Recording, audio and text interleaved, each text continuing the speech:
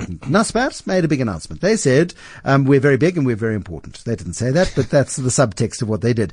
We've got global internet businesses, which we've bought as a result of the luckiest deal ever done in human history, and that was the acquisition for $32 million in 2003, if memory serves, of a substantial stake in a small business called Tencent. We now own 30% of this business called Tencent, and it's worth probably 2 trillion rand. And that's given us lots of cash, and we're trying to sell some of these shares in Tencent, and people think Naspers is actually worth less than we think it is. So what we're going to do is we're going to take our company, we're going to cut it, and we're going to leave the South Africa media assets, South Africa internet assets in South Africa. We're going to take the global internet assets and we're going to list them on the Euronext exchange in Amsterdam.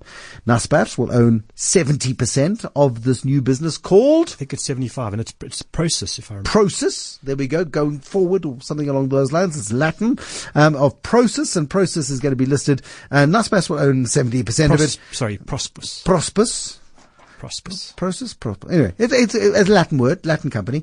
And Naspers will own 70% of it, which means you've got a choice. You can either keep Naspers shares, or you can take a combination of Naspers and Prosus shares, Latin company shares.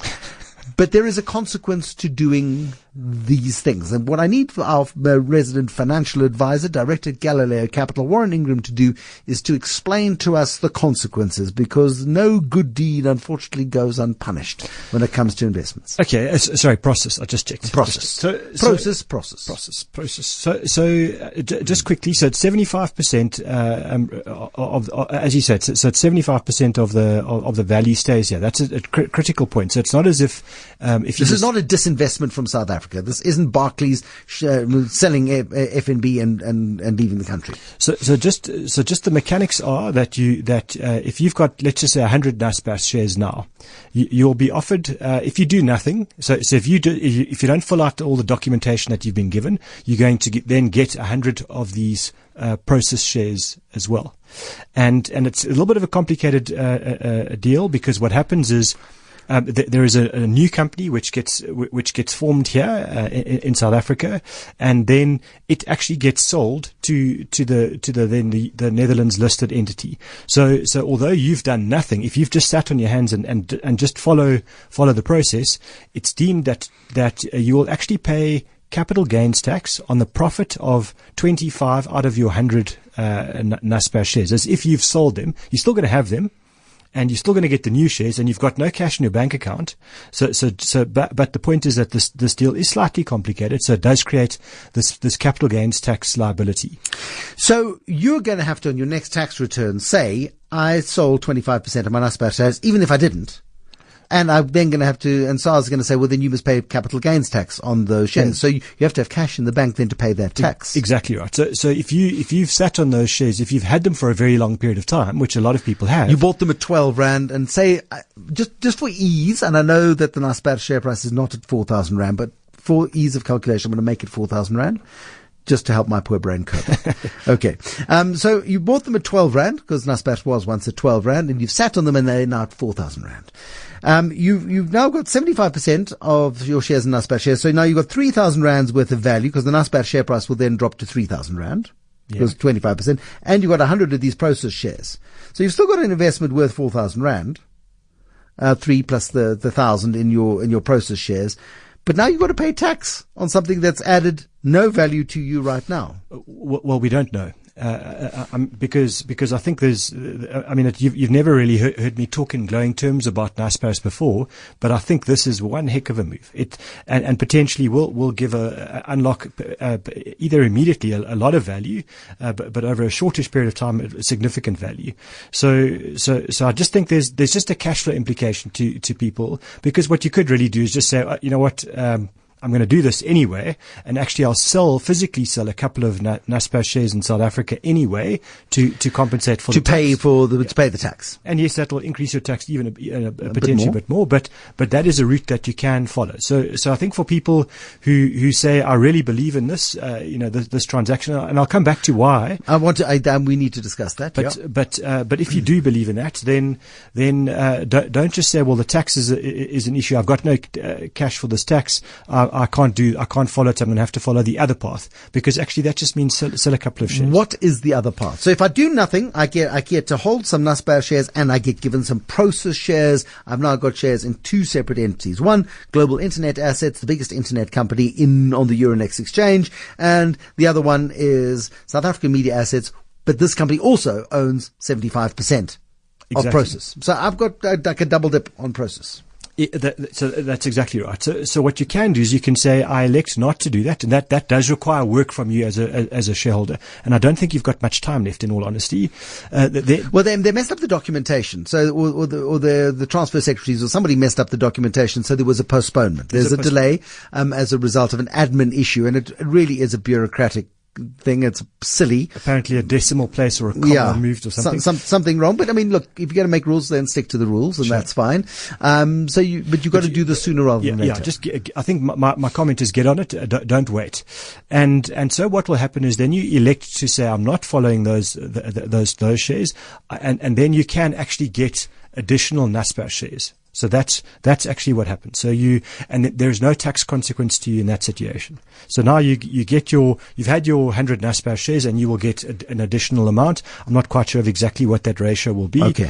Let's just say it's 25 Naspers shares. So you just get the additional, and you don't get those. Okay. So now the answer that people will be looking from you, Warren Ingram, is what must I do? Which is the better choice? Okay. So just a little bit of pros and cons. The short answer is I would take the Prosus shares as well as my Naspers shares. So take 75% Naspers, 25% Prosus, pay the capital gains tax, suck it up now, because the potential upside, and we say potential, of the biggest internet business in Europe on the Euronext exchange, with all of the visibility, the index tracking funds that will be obliged to buy it by virtue of its size, is bound to bump up the price of that business, and therefore you get the gains, probably hopefully more than offset quite quickly on the capital gains tax you'll have to pay in South Africa. 100%. And one of the big criticisms has always been, it's actually quite difficult to know what's inside this Naspers thing, for over the last, let's say, a decade. So it just gets absolutely obscured by this 10% holding. And then we all would know, just because we're South Africans, that yes, there's DSTVs in there. And so now, it no longer is, by the way. It's in multi-choice. So now you've got multi-choice, and that's split out. So that's a little bit of transparency, but that didn't really help, because we still didn't know what else there was. And then all of a sudden we see this Flipkart get sold, and that's huge money. And then sort of people start to wake up and go, hang on, actually they have been saying it. It's not like Naspers has been hiding it, but kept saying, there's a heck of a lot more there than you realize. And now they're offering a bit more transparency to what's going on there. In addition to that, there has been a real restraint from South African fund managers, and I'd say constraint as well, probably, that they actually couldn't really buy a heck of a lot more than Naspers' weighting in the index, because if it makes up 20% of the index, and now you buy more, I mean, you end up holding a quarter of someone's portfolio in one share, and so what that does is it gives them a bit of freedom now, these fund managers, to buy more. But to the point of the overseas fund managers, as you say, the index managers will start to buy Naspers if and when it forms part of the index, which it will. But secondly, then the other fund managers out there who've kind of been reluctant to say, I actually don't really want to go and buy a share in South Africa. I don't want the burger. I mean, it's lovely, but if you live in New York, do you really want to own a share in a company that owns Die Burger? You probably don't want to. Yeah. Or Media 24. I mean, it's a wonderful business, but wonderful media asset. But you want internet businesses. You don't necessarily want newspapers and online news services. And also the real basics of actually, opening up accounts in South Africa.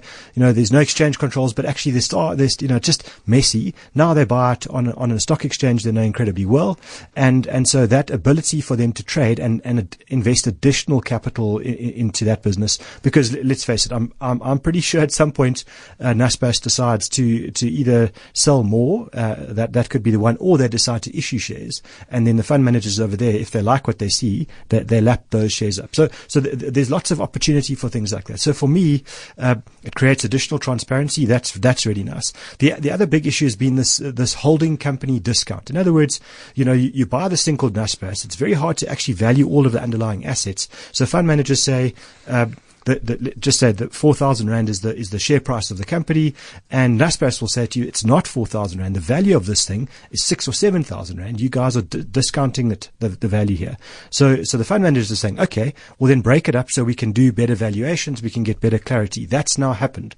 So if you maintain your Naspers shares only, in other words, you don't follow your Prosus shares, then that holding company discount becomes doubled, because now what you've got is you've got a holding company buying a holding company over there. You're layering up so that the potential for discounts is even greater. So in my view, you want to go direct here. You want to take that one layer out of those overseas internet businesses, get access to that. You've still got the Naspers stake here.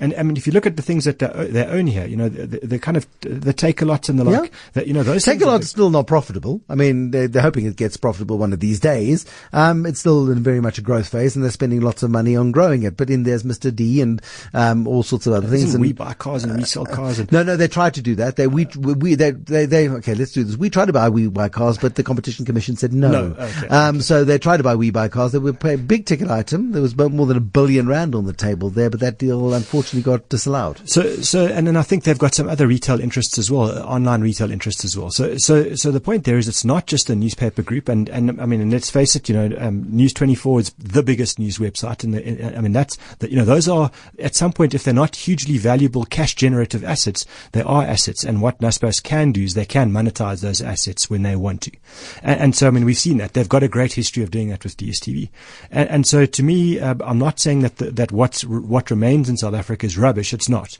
It's just that you've always wanted this transparency. And for me, whenever people have asked me about Naspers, I've always said that it seems to me a great business, but I can't look all the way through it, and I don't know how you value so many layers of a complicated structure.